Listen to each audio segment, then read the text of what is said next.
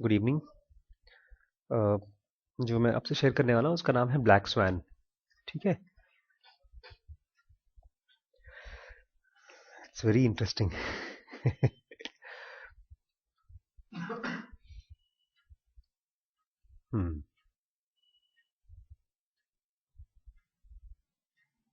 Black swan का नाम मतलब कभी सुना है? ब्लैक स्वैन होती है? हम्म। क्या? हम्म। क्या पता है, कभी देखा है ब्लैक स्वैन? नाम सुना है? ब्लैक स्वैन होती कि नहीं होती? नहीं होते। यूजुअली ये जो लिखा है black swan is about uncertainty, about unknown things, etcetera etcetera. क्योंकि हम सब स्वैन का जब नाम सुनते हैं तो सोचते हैं व्हाइट कलर का होगा। स्वैन जानते हैं कौन सा पंख होता है? मतलब वो पंख नहीं, पंछी होता है। कबूतर जैसा नहीं होता, वो थोड़ा ज्यादा सुंदर होता है। कबूतर क्योंकि लेकर आए हैं लोग। Black before discovery of Australia, people in the world, all over the world, were convinced that all swans were white. मतलब सारे सफेद होते। An unassailable belief is that it seemed completely confirmed by empirical evidence. Empirical evidence मतलब जब हमने ठोक पीट कर चेक कर लिया और हमारे पास एविडेंस है कि स्वैन्स कौन से कलर के होते हैं? व्हाइट कलर के होते हैं। The sight of the first black swan might have been an interesting surprise for few ornithologists. इसका मतलब है होते हैं, पहली बार जब देखा उन्होंने तो उनके लिए बहुत बड़ा सरप्राइज था। And others extremely concern with the colouring of birds, जो लोग बर्ड्स की कलरिंग के से बहुत कंसर्न है, उनको जब पहली बार ब्लैक कलर का स्वैन देखा होगा तो बहुत कंसर्न हुए होंगे। But that is not where the significance of the story lies. खाली यही खास बात नहीं है। It illustrates a severe limitation on our learning from observation or experience and the fragility of our knowledge. Severe limitation मतलब हमारी कमियां। और ये बताता है ब्लैक स्वैन, खाली इतना नहीं कि ब्लैक स्वैन है तो ठीक है एक नया, ये बता रहा है कि हम हमारे अंदर बहुत ज्यादा ही कमियां हैं लर्निंग में और हमारी नॉलेज में। Single observation can invalidate a general statement derived from millennia of confirmatory sighting of millions of white swans. एक सिंपल सा अगर आपने काला स्वैन देख लिया तो हजारों लाखों साल से जो आपने एविडेंस निकाल के रखा है वो सब गलत साबित हो सकता है। All you need is one single black bird, और है ब्लैक स्वैन्स पाए जाते हैं। To push one step beyond this philosophical logical question into empirical reality, and one that has obsessed me since childhood, what we call here black swan is an event with following attributes. तो यहां पर हम किसको black swan बोल रहे हैं? ऐसी कोई इवेंट, इवेंट मतलब दुर्घटना, इवेंट मतलब आजकल जॉब्स आती हैं इवेंट मैनेजमेंट, पता है आपको? इवेंट मतलब भाई, भाई की शादी, बहन की सगाई, भाई भाग गया, उसके बारे में रोना पीटना, वो भी इवेंट ही है। तो इवेंट जिसमें कि first it is an outlier. Outlier मतलब क्या होता है? आउटलायर, हाँ, something as it lies outside the realm of regular expectation, जो आप रेगुलरली एक्सपेक्ट करते हैं उससे बाहर। Because nothing in the past can convincingly point its possibility, क्योंकि जो पास्ट में आपने सोचा होगा कभी भी वैसा नहीं है ये। तो ब्लैक स्वैन उन घटनाओं को बोल रहे हैं जो नंबर वन क्या है, वो आउटलायर है, अनएक्सपेक्टेड है। Second, it carries an extreme impact. Third, extreme impact मतलब भाई आप सब सब कहते हैं टॉप करोगे, टॉप करोगे, ट्वेल्थ में टॉप करोगे, टॉप करोगे, फिर फाइनली टॉप कर लिया, फिर क्या? फिर जाकर के नौकरी नहीं मिली, फिर शादी भी नहीं हुई। तो it's an impact. Third, in spite of its outlier status, human nature makes a concoct explanation of its occurrence after the fact, making it explainable and predictable. ये थोड़ा सा मैं आपको समझाना चाहता हूं क्योंकि इसमें इसी की वजह से आप अपने टीचर्स को हेट करते हैं। आप में से कितने लोग 100% टीचर्स को बहुत प्यार करते हैं? एक भी नहीं है। चलो 50% टीचर्स को बहुत प्यार करते हैं। 1 2 3 4 5। और कितने लोग हैं खाली एक टीचर को बस प्यार करते हैं, बाकी सब बकवास होते हैं। एक भी टीचर है काम के? नहीं है। नहीं है ना? वो इसी कारण की वजह से, क्योंकि हमारी ये हैबिट है, अगर हमने कोई ब्लैक स्वैन देख लिया, कोई ऐसी घटना देख ली जो अजीब है, जो नॉर्मल से अलग हटके है, तो हम उसका एक्सप्लेनेशन दे देते हैं। मान लीजिए मैंने आपकी कोई हरकत देखी, मुझे बहुत खराब लगा, और मैंने आपको जोर से डांट दिया, तो पीछे जाकर के हम एक्सप्लेनेशन दे देंगे, पता है ऐसे हुआ था, ऐसे हुआ था, वैसे हुआ था, ऐसे नहीं हुआ था। इस केस में ऐसा है कि ऑर्निथोलॉजिस्ट, मतलब कौन कौन होगा ornithologist?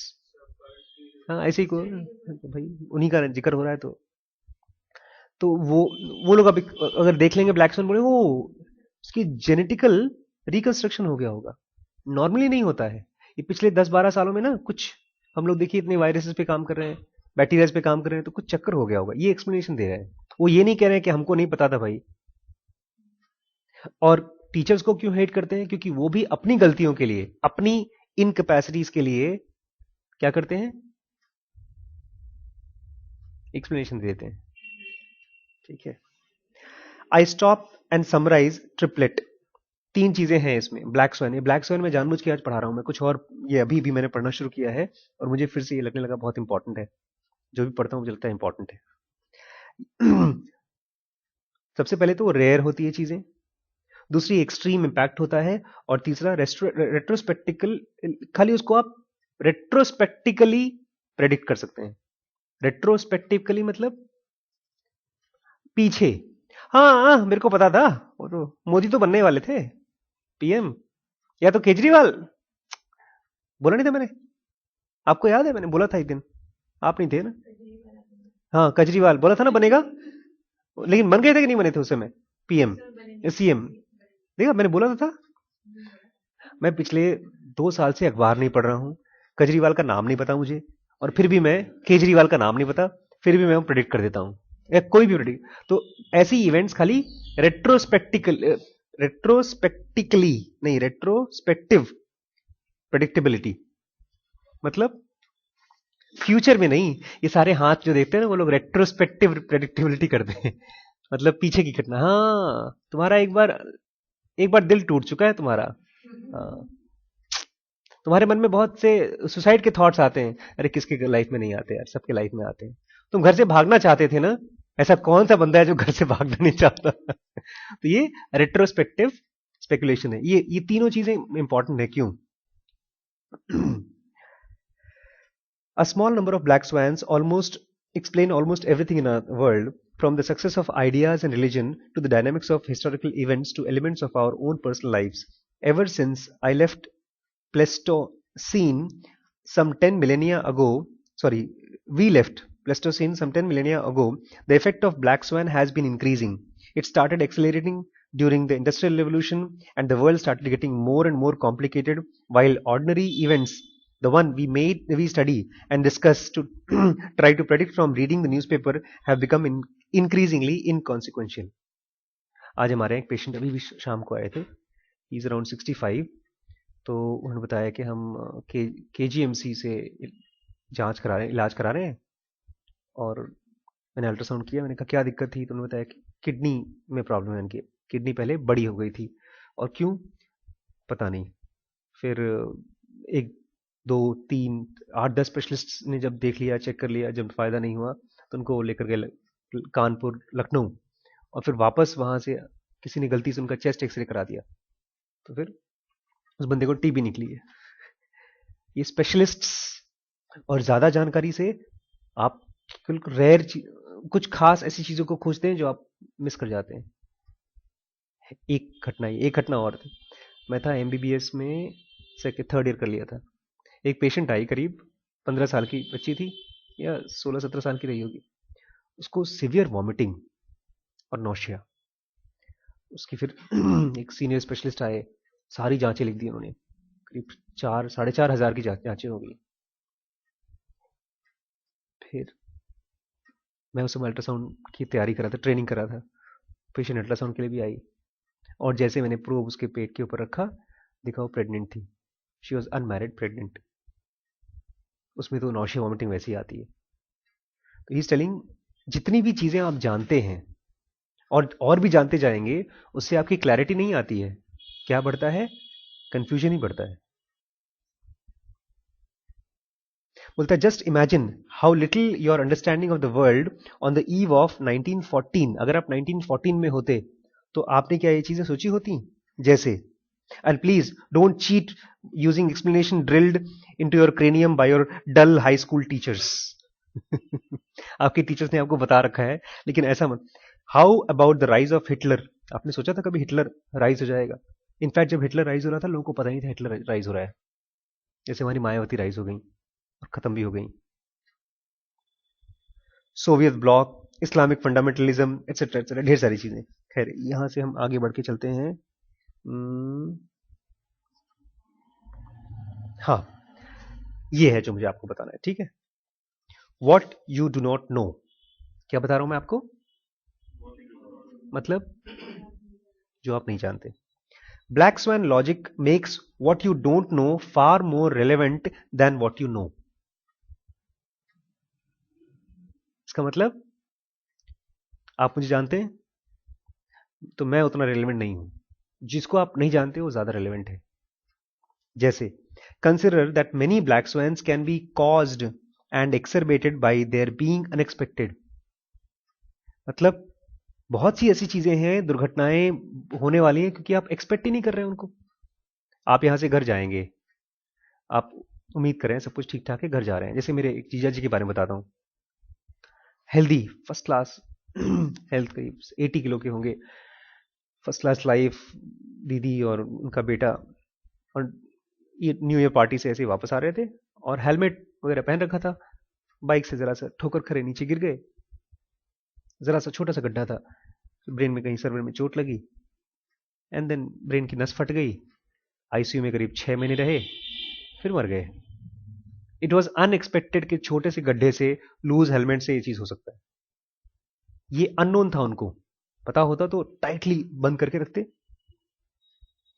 Think of the terrorist attack on September 11, 2001. Had the risk been reasonably conceivable on September 10, it would have not happened. अगर आपने कन्विंस्ड हो चुके होते कि ऐसी कोई बड़ी घटना हो सकती है, तो आपने कुछ रोक लिया होता उसको। If such possibility were deemed worthy attention, अगर ऐसी पॉसिबिलिटी को आपने खूब सोच समझ के अटेंशन दिया होता, fighter planes would have been circling the sky above the twin towers. Fighter planes आते उनको मार डालते यार। Second, airplanes would have had locked bulletproof doors and the attack would not have taken place, period. सारे कॉकपिट्स के दरवाजे बंद कर दो तो हाईजैक नहीं हो पाएगा। कैसे हाईजैक होता है पता है? प्लेन्स का हाईजैक कैसे होते हैं?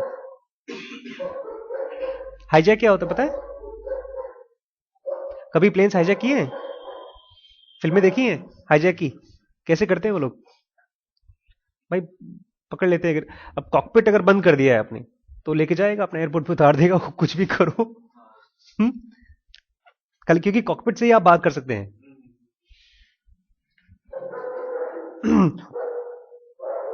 Isn't it strange that an event happening precisely because it was not supposed to happen? एक ऐसा इवेंट है जो नहीं होना चाहिए था। जैसे आज की डेट में हम सब यहां बैठे हैं और हम सब लोग उन चीजों के बारे में सोचते हैं जो चीजें हो सकती हैं। हम उनके बारे में कभी नहीं सोचते जो चीजें नहीं हो सकती। जैसे आप फेल हो सकती हैं 12th में, मम्मी बोलती हैं फेल हो सकती हैं। आप फेल हो सकते हैं? सर कभी भी हो जाए, जैसे जब कहिए तब हो जाए। लेकिन अगर आप, मैं डरने की बात नहीं कर रहा हूं, हम डरते इसलिए हैं क्योंकि हम बहुत अच्छे नंबर चाहते हैं। जब हम ये सोचेंगे कि मैं फेल हो सकता हूं, तब मैं पहले पास होने के लिए कुछ कुछ चीजें मैं पढ़ाई करूंगा। मैं आगे बढ़ूंगा। What kind of defense do we have against that? The unknown. Whatever you come to know, the New York is an easy terrorist target, for instance, may become inconsequential if your enemy knows that you know it. Enemy को अगर पता है कि तुम्हें पता है कि हम अटैक करने वाले हो, तो वो ही is at loss. It may be old, it may be odd that in such a strategic game, what you know can be truly inconsequential. कल हम लोग यहाँ बैठ के पढ़ रहे थे probability, एंड अनिल बोलता है बिल्कुल समझ में नहीं आता. तो हम लोग डिस्कस कर रहे थे कि अच्छा probability क्या होता है आपके हिसाब से. कल हम लोग ने खाली एक ही चीज सीखी है probability के बारे में. What is probability?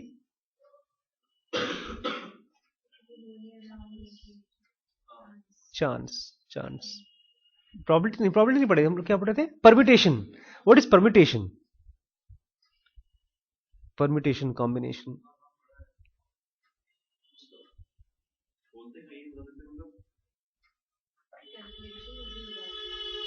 Some sort of calculation.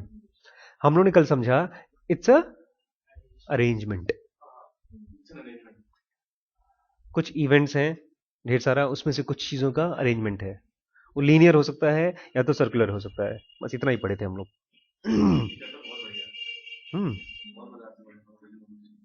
अच्छा, मुझे आज जाके कल समझ में आया था, बचपन में नहीं आ रहा था. This extends to all businesses. और ये चीज सारे बिजनेसेस में फैलती है. Think about secret recipe of making a killing restaurant. अगर आप कोई बिजनेस करना चाहते हैं या आप पढ़ाई की रेसिपी है मैं ऐसे करूंगा, sorry sir, you know it is inconsequential. आप जो सक्सेसफुल बनेंगे लाइफ में उस चीज से नहीं बनेंगे जो आप जानते हैं. आप किस चीज से बनेंगे? जो आप नहीं जानते उस चीज से बनेंगे. बता रहा हूं ये कैसे. आज मजा आ गया इसको मैंने जब बताया आज एक बंदे को.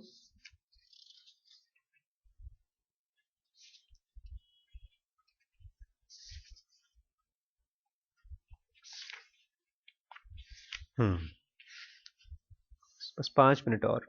हाँ. The writer Umberto Eco belongs to a small class of scholars who are encyclopedic, insightful and non-dull. क्या क्या चीजें हैं ये लोग? Encyclopedic, खूब खूब पढ़ाई करते हैं. Insightful है, हाँ, बहुत गहरी.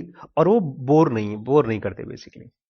He is the owner of large personal library containing 30,000 books and separates visitors into 2 categories. वो 2 पार्ट में अपने विजिटर्स को डिवाइड करता है. पहला, those who react with wow सिंगोर प्रोफेसर दोतो Eco what a library you have. आते क्यों, अरे कितना अच्छा है, कितना अच्छा है. How many of these books have you read. आज मुझे मिले थे भाई साहब, मैं आए, हमारे मकान मालिक आए, हमसे बोलते सर आपने इसमें से पढ़ी कितनी है बुक्स. तो एक तो वो हो गए जो आपसे पूछते हैं कितनी किताबें पढ़ी हैं. And others, a very small minority, बहुत ही कम लोग हैं, who get the point that private library is not ego boosting appendage but a research tool.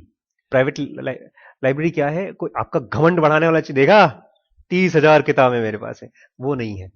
ये है क्या? एक रिसर्च टूल है. आपको नहीं समझ में आ रहा है कोई चीज, उस टॉपिक की एक बुक उठा करके पढ़ लीजिए, वो है ये. तो दूसरा ग्रुप बहुत ही कम लोग हैं. Read books are far less valuable than unread books. फिर से बोलूं? क्या बोला? The library should contain as much of what you do not know as your financial means, mortgage rates and currently tight real estate markets allows you to put there. आप real estate के बारे में थोड़ा बहुत जानते हैं, जितना नहीं जानते वो ढेर सारी किताबें होनी चाहिए. You will accumulate more knowledge. आप इकट्ठा करेंगे knowledge and more books as you grow older, जैसे से आप बूढ़े होंगे. And growing number of unread books on the shelf will look at you menacingly. घूरता रहेगा, बेटा तूने मुझे नहीं पढ़ा, नहीं पढ़ा, नहीं पढ़ा. Indeed, the more you know, the larger the rows of unread books. जितना आप जानते हैं उतने ही आप, जैसे मैं देखता हूं मेरे पास अभी 60% बुक्स है जो मैंने नहीं पढ़ी, बल्कि 70% बुक्स होंगी जो नहीं पढ़ी. Let us call this collection of unread books as anti-library. Library तो कौन सी है? जो आपने पढ़ रखे हैं. और एंटी लाइब्रेरी कौन सी है? जो आपने नहीं पढ़ी. We tend to treat our knowledge as personal property to be protected and defended. हम अपनी जो नॉलेज है ना, मैडम क्या बोलती हैं, मैडम ये बोलती है बकवास, उन्होंने मुझसे ये बोला था, ये हमारी नॉलेज है, मेरी बुक पे तो ये लिखा है, this is my knowledge. So, this tendency to offend echoes library sensibility by focusing on known is a human bias that extends into our mental operation. ये चीज कि जो चीज हम जानते हैं उसी पर फोकस करते हैं, ये एक बायस है. बायस मतलब पक्षपात है जो हमारे पूरी लाइफ में चलता है. People don't walk around with anti-resumes telling that you what they have not studied or experienced. वो आपको कभी जब आप उनसे बातचीत करेंगे तो तुम्हें क्या आता है, आप वो ये नहीं बोलते कि मुझे ये सब नहीं आता, मुझे ये सब नहीं आता, मुझे ये सब नहीं आता. वो बताएंगे मुझे ये चीजें आती हैं. It's the job of their competitors to do that. मतलब आपके जो कंपटीशन वाले हैं वो बताएंगे आपको क्या नहीं आता. But it would be nice if they did. लेकिन सोचिए अगर मैं प्रिंसिपल के पास गया और मैंने उनसे कहा फादर मैं डॉक्टर हूँ, मैं काउंसलर हूँ और मैं काफ़ी कुछ चीज़ें जानता हूँ लेकिन बहुत सी चीज़ें नहीं जानता हूँ.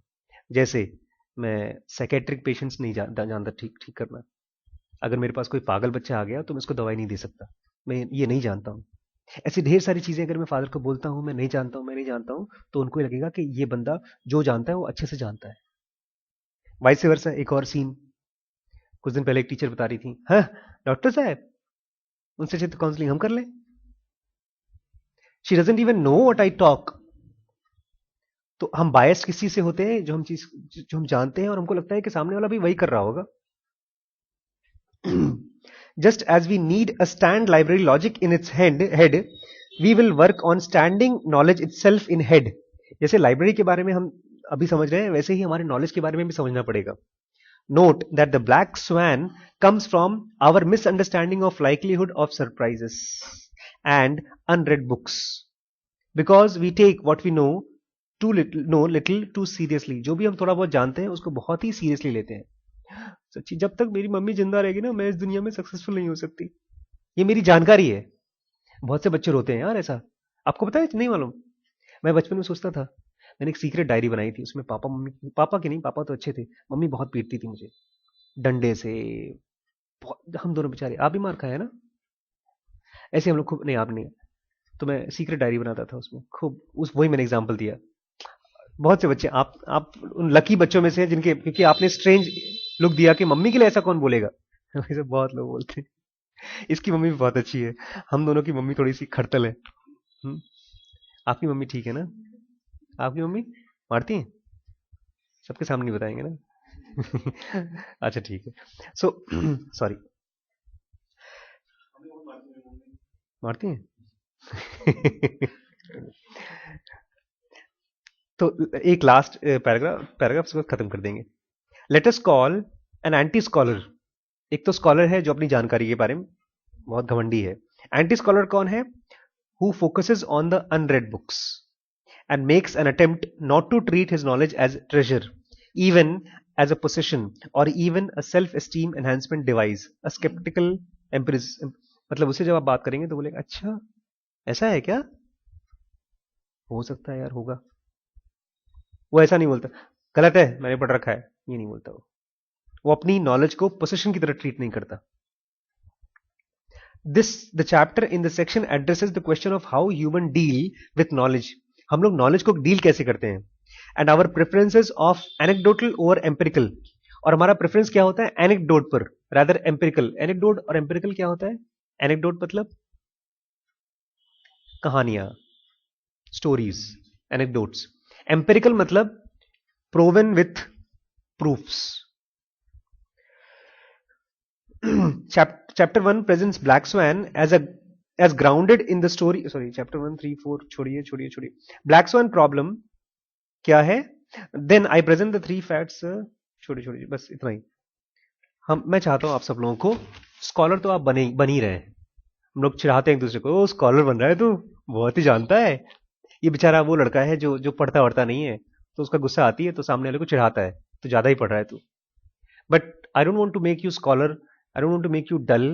I want to make all of us as anti-scholar.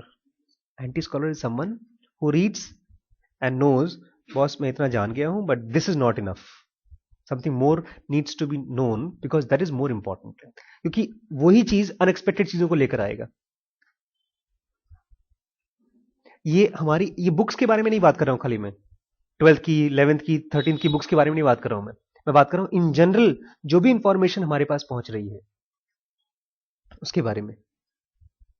नहीं समझे?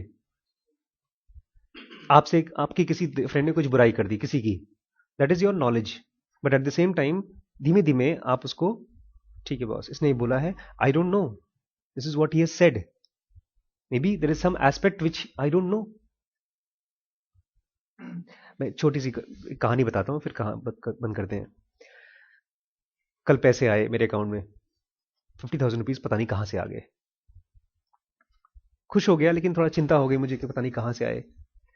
फिर शाम को मैं अल्ट्रासाउंड करने गया था, नहीं तो वहां पर मैंने एक बंदे का फेसबुक अकाउंट देखा। He is some kind of saint, नया नया सेंट बने हैं, तो बहुत फेमस नहीं है, उनका नाम कोई बाबा बाबा है। और वो छोटे छोटे उन्होंने एक मिशन लिया है कि ढेर सारे लोगों को खाना खिलाओ। मुझे उसको देख करके बड़ा डर सा लगा यार, 10 लाख लोगों को साल में खाना खिलाने का मिशन लिया है और बहुत अमीर आदमी नहीं है वो।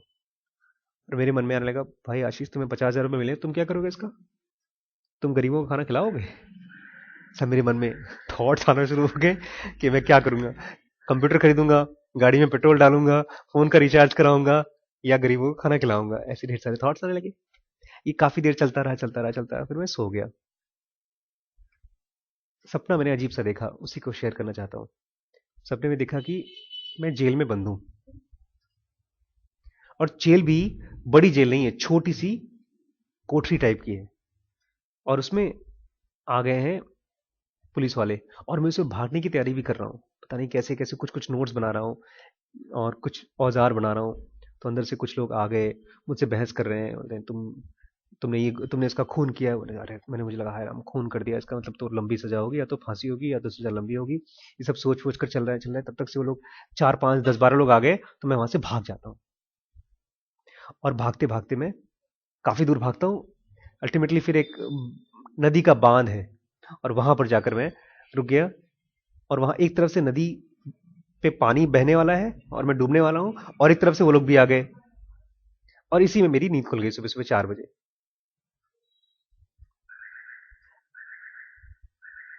बुक्स पढ़ के मुझे ये चीज नहीं मालूम पड़ता कि ये ड्रीम का मतलब क्या है, लेकिन ये ड्रीम, वो जो गुरुजी का मैंने फेसबुक पेज देखा वो, और जो मुझे पैसे मिले, ये तीनों लिंक्ड हैं। ये मुझे किसी बुक से नहीं मालूम पड़ता, और कोई काउंसलर भी नहीं बता सकता था। This can be told to me only by anti logic.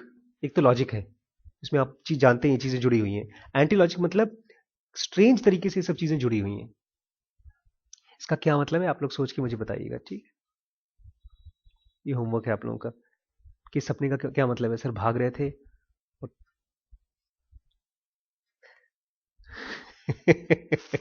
ठीक है।